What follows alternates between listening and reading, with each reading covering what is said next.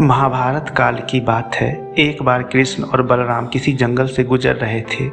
चलते चलते काफ़ी समय बीत गया और अब सूरज भी लगभग डूबने वाला था।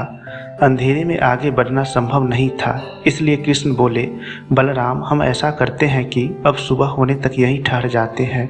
सुबह होते ही हम अपने मंजिल की ओर बढ़ चलेंगे। बलराम बोले, पर इस घने जंगल में हमें खतरा हो सकता है। यहाँ सोना उचित नहीं होगा, हमें जागकर ही रात बितानी होगी। कृष्ण ने सुझाव दिया, अच्छा, हम ऐसा करते हैं कि पहले मैं सोता हूँ और तब तक तुम पहरा देते रहो, और फिर जैसे ही तुम्हें नींद आए तुम मुझे जगा देना, तब मैं पहरा दूंगा और तुम सो जाना। बलराम तैयार हो गए। कुछ ही पलों में कृष्ण गहरी नींद में चले गए और तभी बलराम को एक भयानक आकृति उनकी ओर आती दिखी। वो कोई राक्षस था।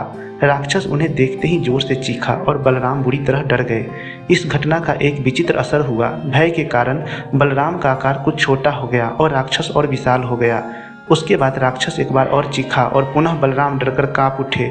अब बलराम और भी सिकुड़ गए और राक्षस पहले से भी बड़ा हो गया। राक्षस धीरे धीरे बलराम की ओर बढ़ने लगा। बलराम पहले से भी भयभीत थे और उस विशालकाय राक्षस को अपनी ओर आता देख जोर से चीखे, कृष्णा, और चीखते ही वहां मूर्छित होकर गिर पड़े। बलराम की आवाज़ सुनकर कृष्ण उठे। बलराम को वहां देख उन्होंने सोचा कि बलराम पहरा देते देते थक गए और सोने से पहले उन्हें आवाज़ दे दी। अब कृष्ण पहरा देने लगे। कुछ देर बाद वही राक्षस उनके सामने आया और जोर से चीखा।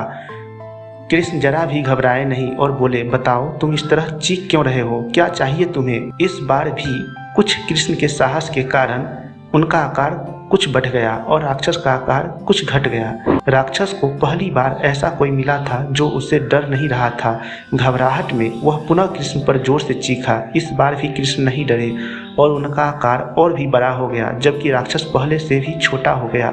एक आखिरी प्रयास में राक्षस पूरी ताकत से चीखा, पर कृष्ण मुस्कुरा उठे और फिर से बोले, बताओ तो क्या चाहिए तुम्हें? फिर क्या था? राक्षस सिकुड़कर बिल्कुल छोटा हो गया।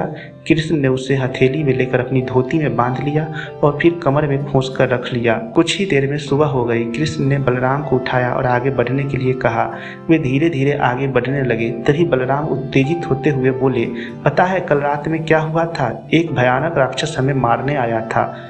रुको रुको, बलराम को बीच में ही टोकते हुए कृष्ण ने अपनी धोती में बंधा राक्षस निकाला और बलराम को दिखाते हुए बोले, कहीं तुम इनकी बात तो नहीं कर रहे हो? हाँ, ये वही है, पर कल जब मैंने इसको देखा था तो ये बहुत बड़ा था, ये इतना छोटा कैसे हो गया? बलराम आश्चर्यचकित होते हुए बोले।